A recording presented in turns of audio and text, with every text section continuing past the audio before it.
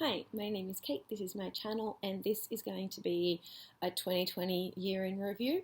For my reading, I did try and film my top books of 2020, but I wasn't overly happy with it, and then the footage didn't work, and then I lost half of it.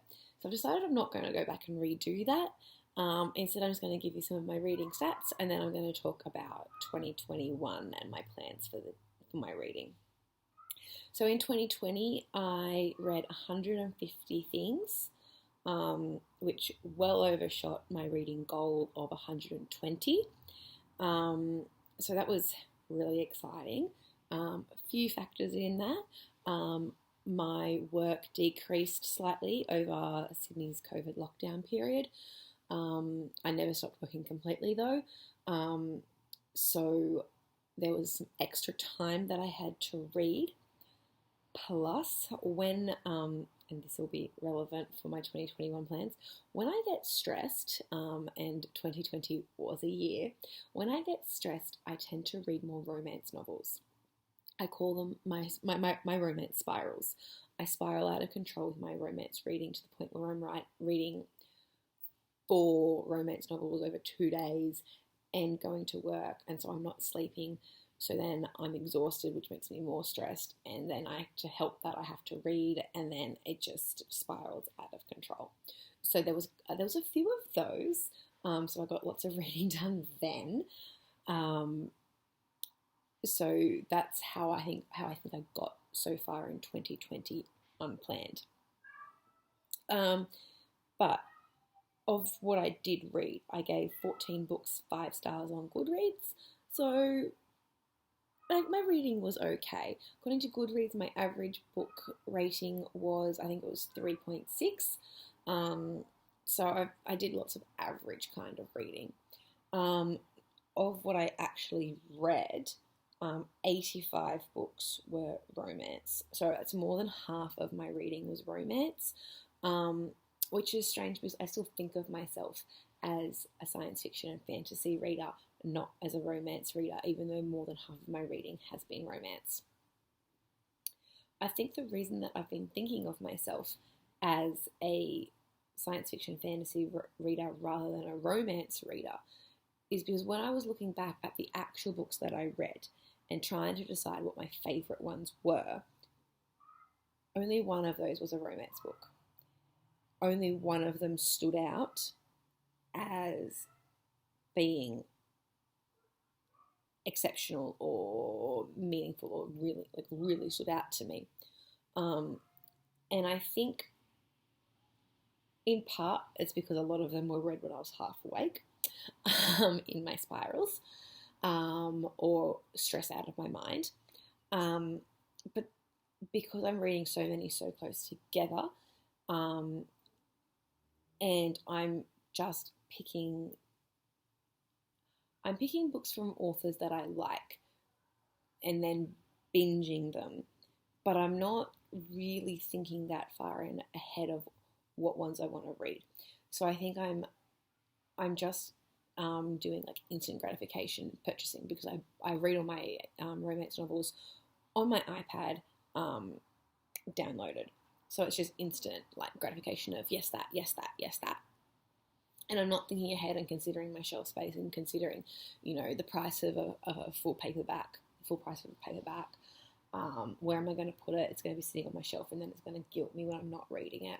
So all of these things I think have factors for why I don't remember them. So I think what I'm going to actually do for 2021, is I want to be a little bit more intentional in my reading. So I'm going to be creating monthly to-be-read lists. I'm not going to be talking about them on the channel, I don't think, because it's just, for me, it's not as a holding myself accountable thing. But I think if I plan out my reading a little bit more, I'm less likely to go into a spiral of romance reading, but I'm also able to keep better track. I'm able to look a little bit ahead and decide which are the books that I actually want to read. In addition to so when I'm creating these TBRs, I'm going to be taking a few things into consideration, which are going to be sort of like my reading goals, and I'll be thinking about my goals when I'm planning this TBR.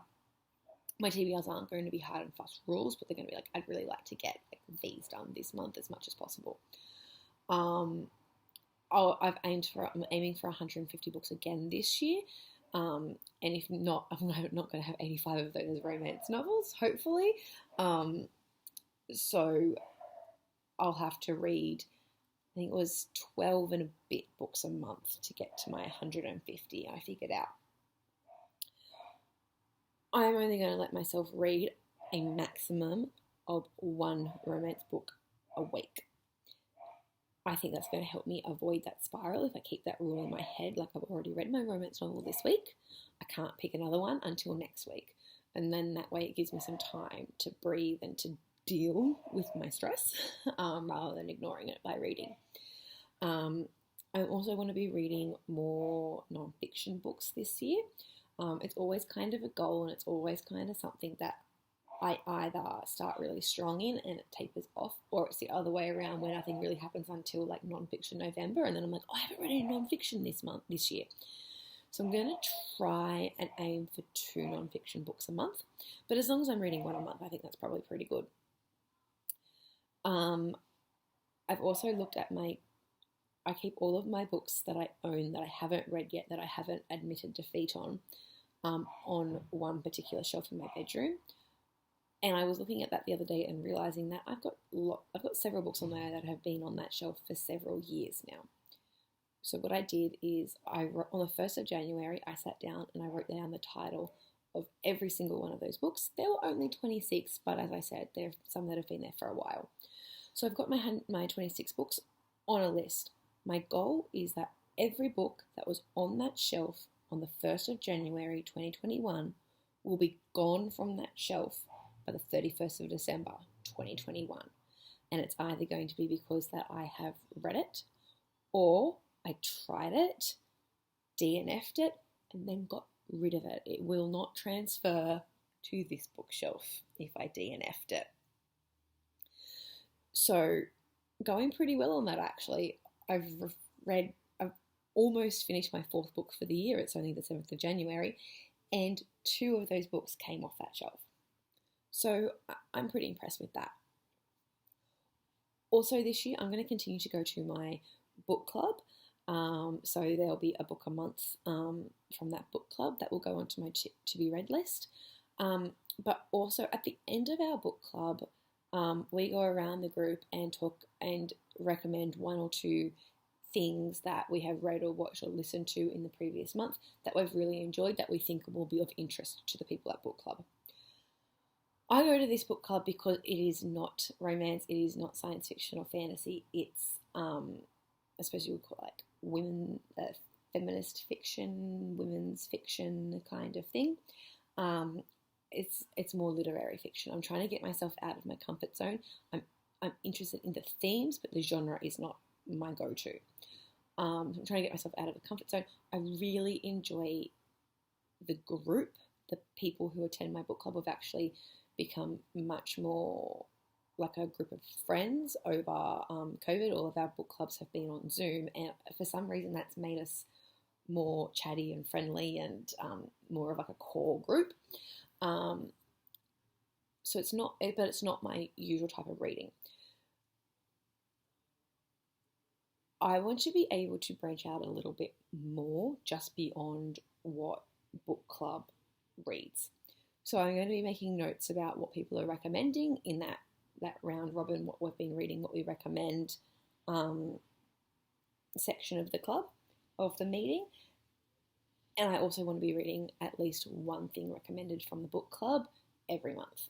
So I'm calling them my book club adjacent books, to try and, again, get me a little bit more out of my comfort zone and looking at other things and trying to be a broader reader. So I think those are my main goals.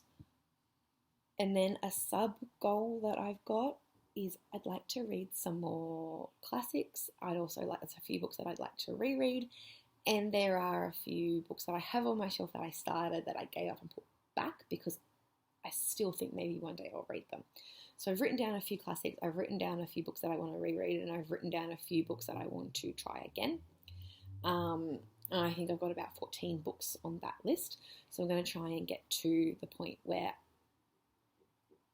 I'm adding those into my monthly reading as well.